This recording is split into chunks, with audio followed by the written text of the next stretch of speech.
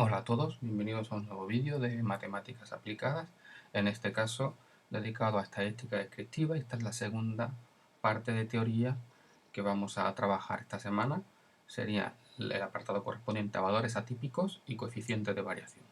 ¿Qué es un valor atípico? Un valor atípico es una observación extraordinariamente grande o pequeña, algo que parece que no encaja en la distribución que tenemos por delante. Y estos números distintos podrían distorsionar el cálculo de los parámetros estadísticos, por ejemplo la media aritmética o la desviación típica. Vamos a ver un ejemplo.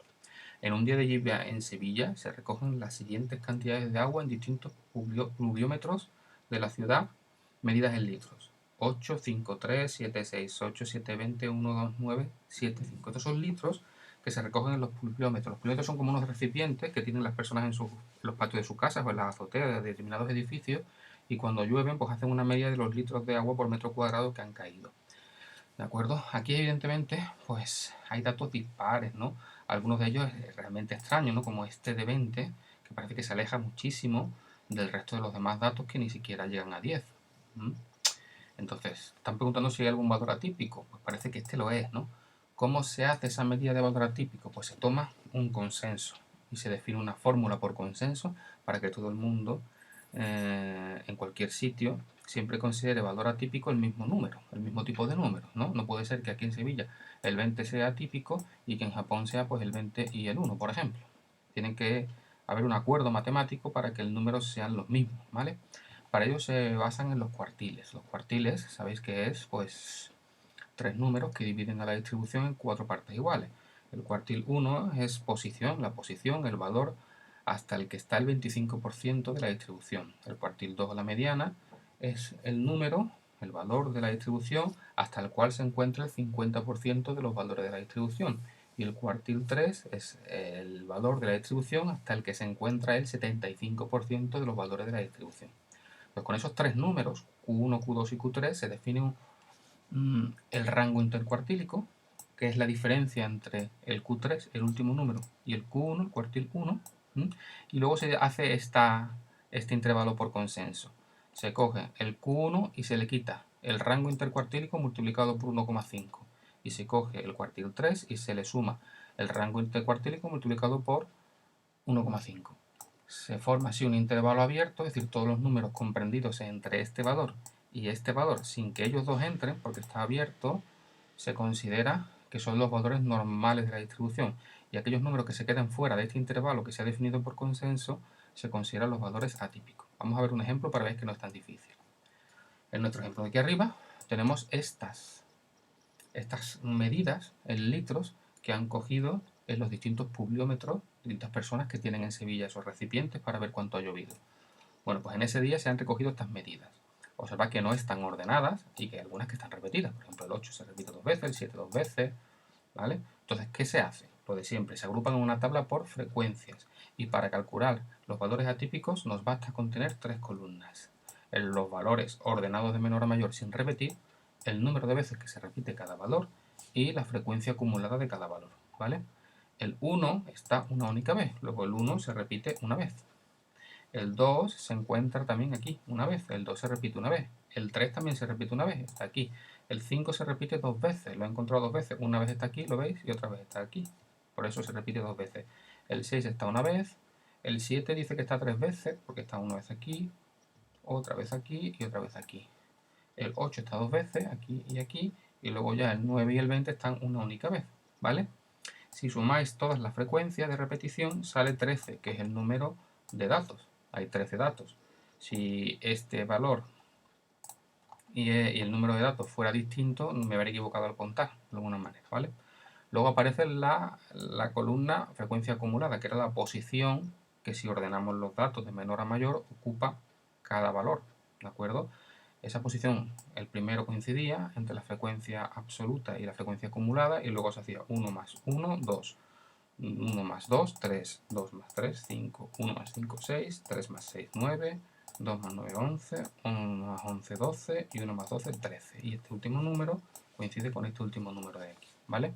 Hallamos los cuartiles. Para ello, cada cuartil está relacionado con una posición. Recordad, La primera posición, el primer cuartil, cubre hasta el 25%, es decir, una cuarta parte de la distribución de los números. Se coge los números, el número total de datos que hay, que es 13, y se divide por 4. Sale 325. Esa es la posición 325. La posición 325 no existe, es decir, hemos pasado de la posición 3, es lo que nos está diciendo.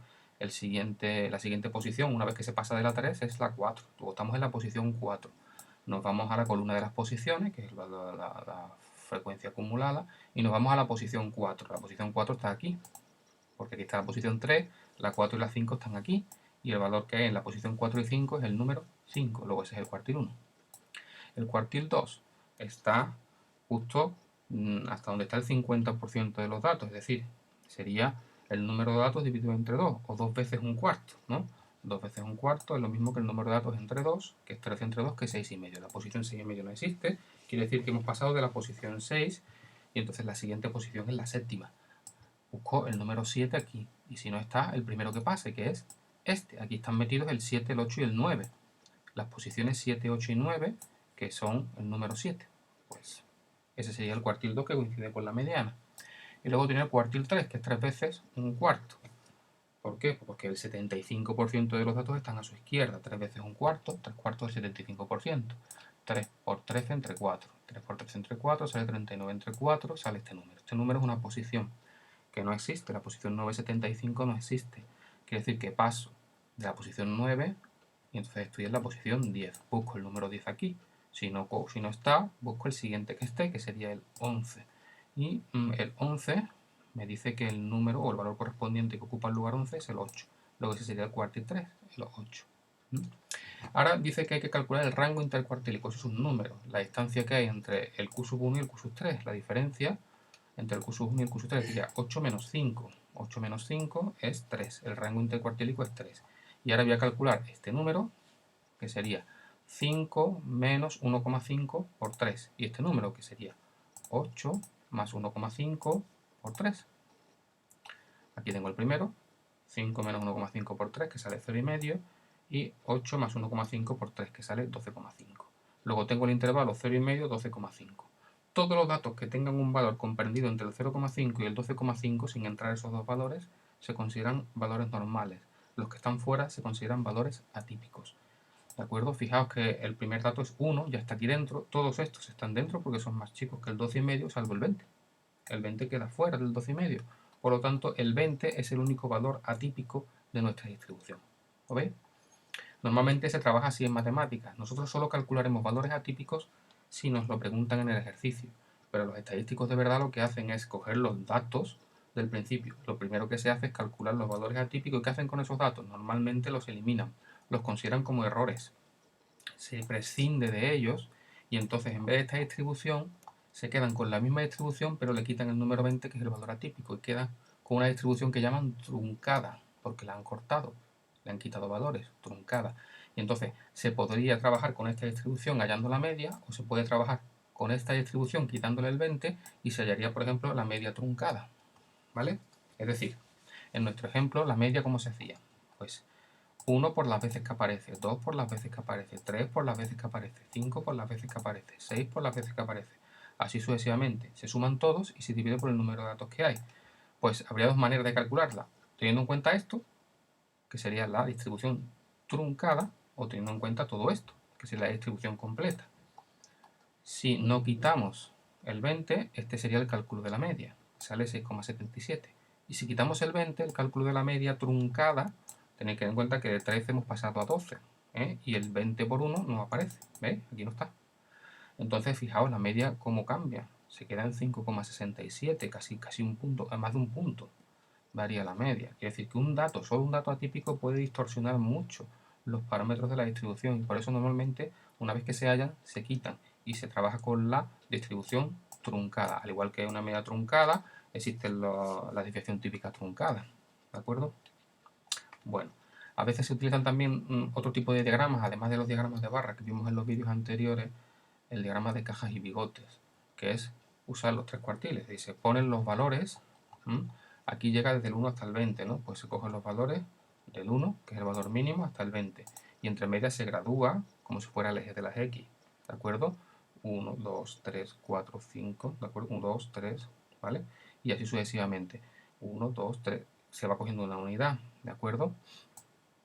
Este sería el 5, 6, 7, 8, este sería el 8.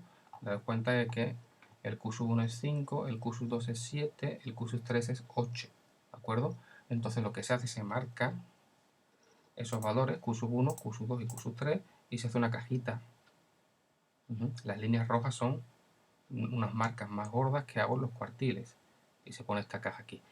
Esta raya azul que he pintado desde aquí hasta el valor mínimo de los valores, el valor mínimo de los valores es el 1, es un bigote, lo que se llama un bigote. Y esta línea de aquí en azul hasta el valor máximo es otro bigote. Este diagrama se llama diagrama de cajas y bigotes. Es muy sencillo, solo se coge el valor mínimo, el valor máximo, se gradúan como si fueran los ejes de las X, todos los valores entre uno y otro, y se marcan de forma especial los cuartiles, el Q sub 1, el Q sub 2 y el Q sub 3, ¿de acuerdo? Se dibuja una caja y se marcan con líneas rojas los tres valores, los dos extremos de la caja y el Q sub 2 que está dentro de la caja, ¿vale? Esto es un diagrama de cajas y bigotes. Bueno, y por último, en teoría, vamos a dar lo que es el coeficiente de variación. Ya vimos el otro día que había una serie de medidas que eran de centralización, la mediana, la moda y la media aritmética. Bueno, pues también existía una variable de dispersión, un parámetro de dispersión, que era la desviación típica, que te decía cuánto de alejados estaban los datos respecto de la media, ¿no? Se construía un intervalito y se decía el 68% de los datos que hay en la media menos la desviación típica y la media más la desviación típica tienen que estar dentro, porque si no la media no es representativa. Bueno, hay distribuciones en las que los datos están muy alejados de la media, por tanto la media no es representativa, y distribuciones en las que los datos están muy apelotonaditos en torno a la media. La media sí es representativa en ese caso, ¿vale? Entonces, si tenemos dos distribuciones distintas y las tenemos que comparar, ¿cómo sabemos qué distribución es más dispersa? Es decir, ¿cómo sabemos qué media es mejor de las dos si son dos distribuciones distintas? Pues se tienen en cuenta dos cosas. La primera, si las dos distribuciones tuvieran la misma media, por casualidad, la desviación típica es la que nos vale para distinguir. Si tienen la misma media, la desviación típica, el que tenga la desviación típica más alta, ese es el más disperso, ¿vale? Y en el caso en que no tengan las medias exactamente iguales, que es lo que más suele ocurrir cuando utilizo distribuciones, lo normal es que la media no coincida. Si eso ocurre, tenemos que relativizar por el dato que distorsiona todo, que es la media. Y entonces se coge la desviación típica, que es el dato que nos vale, y se divide por la media. Al dividir la desviación típica entre las medias, las unidades se van. Luego lo que nos queda aquí es un coeficiente que no tiene unidades, que se llama coeficiente de variación de la distribución. Y esos coeficientes son los que se comparan para averiguar qué distribución es más dispersa. Vamos a ver un ejemplo. Por ejemplo, tenemos que en primero de ESO B y en primero de ESO C se mide la altura. Se hace la media aritmética de las alturas y resulta que coinciden. Es una gran casualidad que coincidan. La media de la altura de los niños de primero de ESO B es la misma que la media de la altura de los niños de primero de ESO C y es 1,5 metros. Sin embargo, las desviaciones típicas son 3 centímetros en primero B y 3,5 centímetros en primero C. ¿Cuál distribución es mejor? Es decir, ¿cuál está más concentrada las alturas en torno a la media? O que es lo mismo, ¿cuál es más dispersa? Es decir, ¿cuál distribución es peor? Pues como las medias coinciden, 1,5, estamos en el caso A. Entonces solamente utilizamos la desviación típica para desempatar.